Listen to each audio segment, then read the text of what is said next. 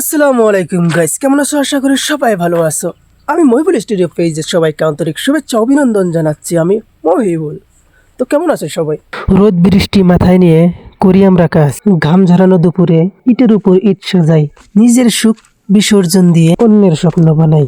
ঘাম ঝরানো দুপুরে ইটের উপর ইট সাজাই, ক্লান্ত শরীরে যখন ঘরে ফিরে যাই, ফ্যামিলির মুখে হাসি দেখতে পাই, তখনই নিজের দুঃখ কষ্ট সবকিছু ভুলে যাই। হাতে আছে কন্যি আর কাঁধে আছে দায়িত্বর বোঝা। জীবন যুদ্ধে কোনো নাই অজুহাত, পরিশ্রমী আমাদের সফলতার পরিচয়। রাজমিস্ত্রির কাজ শুধু একটা পেশা না, এটা একটি বিকল্প। রোদে পুড়ে যারা অন্যের মাথার ছাদ তৈরি করেন, তারা আসলে আধুনিক সভ্যতার আসল কারিগর।